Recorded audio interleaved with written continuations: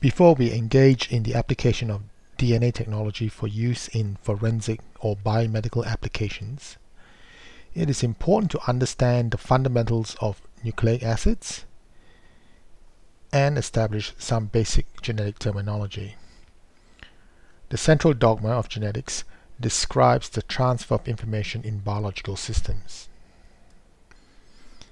DNA, or deoxyribonucleic acid, is a type of nucleic acid. It is the molecule that encodes the genetic information of living organisms. The molecule is a double-stranded helical structure comprising two complementary strands. One strand, shown here in orange, and a second in blue, is said to be complementary. Each strand is made of basic units known as nucleotides. Each nucleotide is made up of one of four bases: guanine, denoted by the letter G, adenine, the letter A, thymine, T, and cytosine, C. The two strands of DNA run in opposite directions to each other. One running in the direction from 5' to 3', and the alternate running from the 3' to the 5'.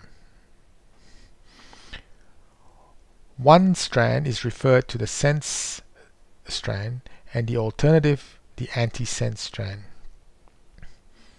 As mentioned, the strands are said to be complementary to each other, which means that the G or guanine nucleotide from one strand always matches the C or cytosine nucleotide on the alternative strand. The adenine always pairs with the thymine.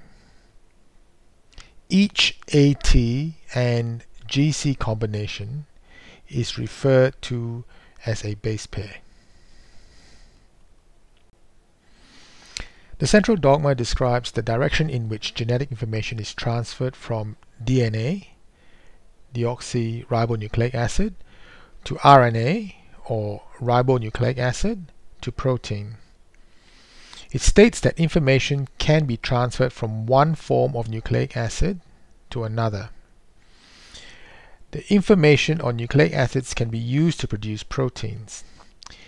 It is not possible to transfer the information within an amino acid sequence that makes up a protein to produce copies of nucleic acid sequences. A DNA sequence can be replicated or copied to form duplicate DNA molecules by the process of DNA replication. DNA can also be transcribed to RNA, ribonucleic acid, as the information in the genetic code is read to produce proteins that determine the makeup of an organism. Transcription is the first step of gene expression. The information on DNA is copied into RNA by the enzyme RNA polymerase. Translation is the second step of gene expression.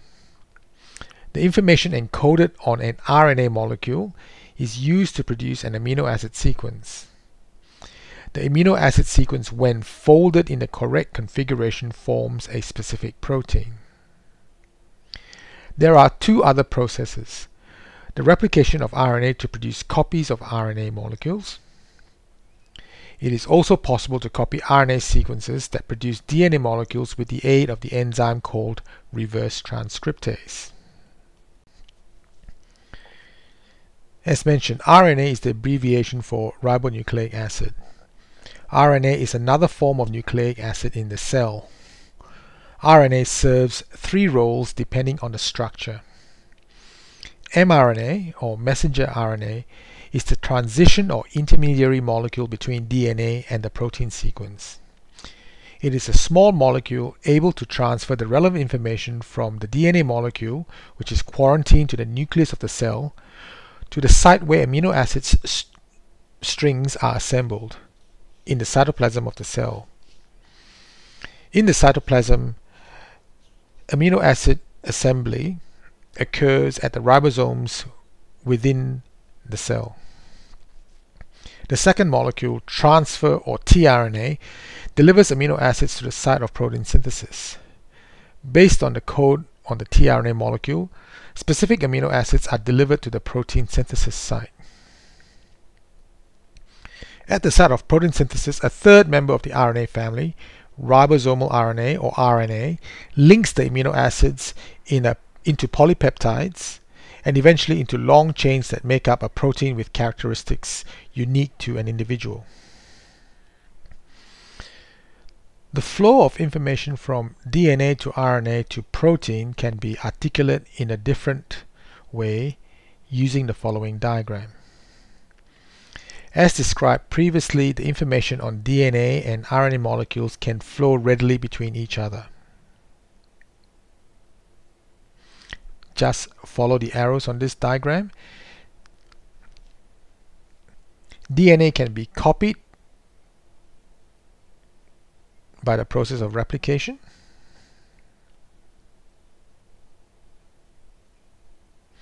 DNA information is transcribed to mRNA. The message in concert with tRNA and rRNA produce the information required to produce amino acid sequence that is the primary structure of proteins. The information from the protein cannot be transferred back to nucleic acid sequences. The process of DNA replication and DNA transcription occur in the nucleus of the cell.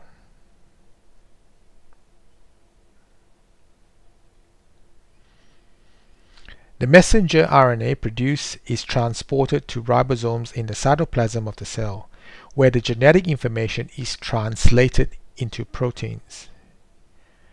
The human genome contains over 3 billion base pairs. Human DNA is packed into structures known as chromosomes. The human genome is organized into 22 paired chromosomes and 1 pair of sex-linked chromosomes.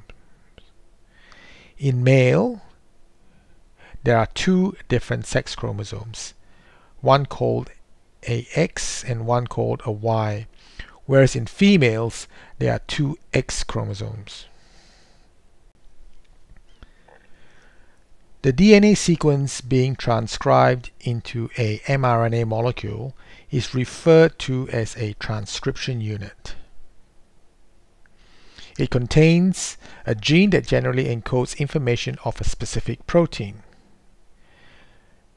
The gene sequence consists of introns and exons. An intron is a nucleotide sequence within the gene that is removed by RNA splicing. Introns are sometimes referred to as non-coding sequences. As the introns are removed, the exons, or coding sequences, are spliced together, forming the mature mRNA molecule that is translated to protein sequences. As previously mentioned, the 3 RNA molecules each play a role in the transfer of genetic information to amino acid sequences. Schematically, the diagram shows the transcription process within the nucleus and the translation process in the cytoplasm of a cell. mRNA is produced in the nucleus and transferred to the cytoplasm. At the ribosome, it acts in concert with both tRNA and rRNA to produce amino acid sequences that form the primary structure of proteins. There are 2 fundamental differences between DNA and RNA molecules.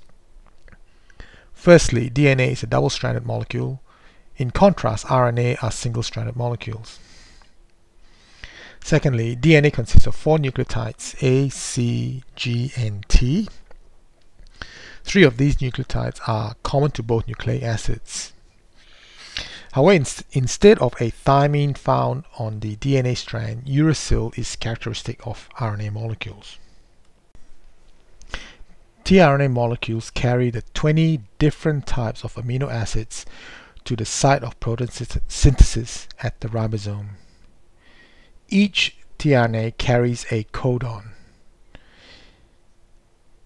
and match the sequence of the mRNA in the complementary manner. In this example, the GGC sequence on the mRNA sequence matches a tRNA molecule carrying the CCG codon. The tRNA molecule with the CCG codon delivers a proline to the site of protein synthesis. The CCG codon shown here in the red box is not the only tRNA species that delivers a proline to the translation site. There are three other codons, CCU, CCC, and CCA, that deliver prolines to the site of protein synthesis.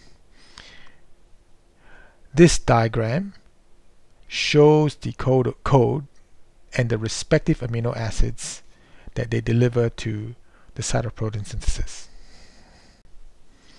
As mentioned previously, the double helical structure of DNA is coiled up and condensed into a structure known as a chromosome. The chromosome has two chromatids. There is a short arm referred to the P arm and the long arm or Q arm separated by a structure known as a centromere. The tips of the chromosomes are referred to as the telomere.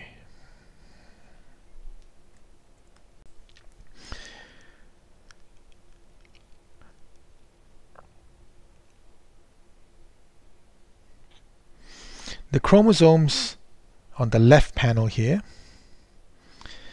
can be paired up and arranged by cytogenesis under a microscope to form what we call a karyotype. A karyotype, from the Greek word karyon, meaning kernel, seed, or nucleus, refers to the number and appearance of chromosomes in the nucleus of a cell. When the cytogenesis does this pairing process, the lengths of the chromosome, the positions of the centromere, as well as the banding pattern of the chromosomal structures are used. Karyotyping are commonly used in medicine to identify abnormalities. For example, trisomy 21 refers to 3 copies of chromosome 21 in individuals with Down syndrome. In the karyotype on this slide, there are 22 pairs of autosomal chromosomes and a pair of sex-linked chromosomes. The X and Y chromosomes in this karyotype indicates that this karyotype is from a male individual. The karyotype is a diploid pattern referring to the complete set of 46 chromosomes, or 23 pairs of chromosomes. Diploid cells are usually denoted by 2n, where n is 23 in humans. When the pairs are separated, they form the haploid patterns, or the N pattern. The number of chromosomes differ between different mammals. Although it is possible to use this method to differentiate human cells from those of animal origin, it is a highly specialized method requiring skilled personnel.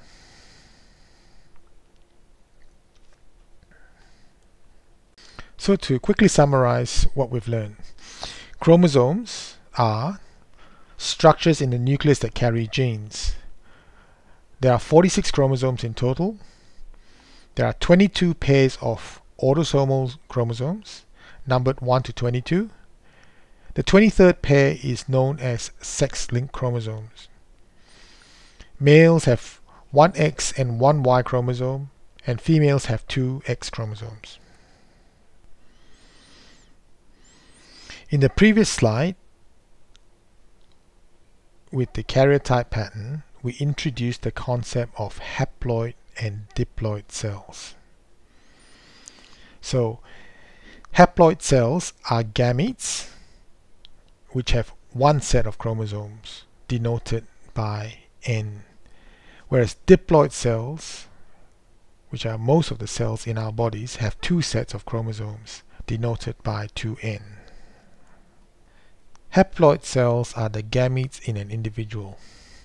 Sperm cells in a male are haploid cells or gametes, and the egg cell is the female reproductive haploid cell.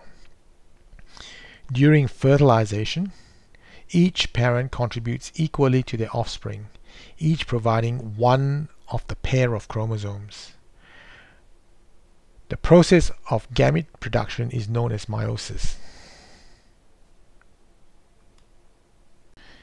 Nucleic acids are not exclusively localized to the nucleus of a cell. Nucleic acids are also found in an organelle within the cytoplasm known as the mitochondria.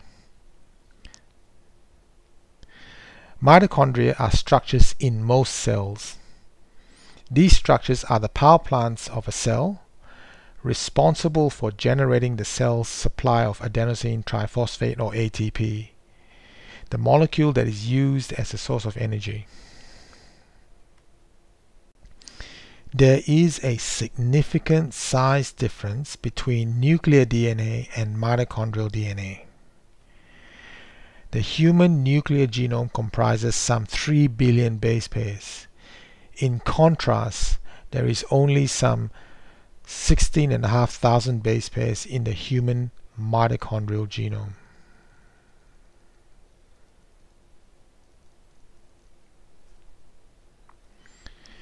The sheer size of the nuclear genome encodes substantially more genes compared to the mitochondrial DNA. Due to the sheer size, the nuclear genome can afford to contain introns or non-coding sequences, a feature that mitochondrial DNA cannot afford. The nuclear DNA is arranged in chromosomes. There are 46 chromosomes in the nucleus of a human cell. In contrast, there is up to 100 to 10,000 copies of mitochondrial DNA in a typical human cell. Unlike nuclear DNA, whose genes are rearranged in a process known as recombination, there is usually no change in mitochondrial DNA from parent to offspring. Because of this and the fact that the mutation rate in mitochondrial DNA is higher than that of the nucleus DNA, and it is easily measured, mitochondrial DNA is a powerful tool for tracking maternal lineages. Mitochondrial DNA has been used in this role for tracking the ancestry of many species back hundreds of generations. Human mitochondrial DNA can also be used for the identification of humans. It is important to understand that both parents contribute more or less equally to the nuclear DNA of their offspring.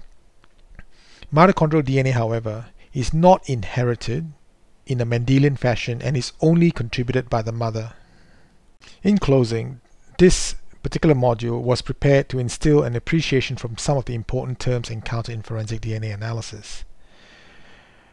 These are provided in the context of the central dogma to provide an appreciation of how the various components are linked.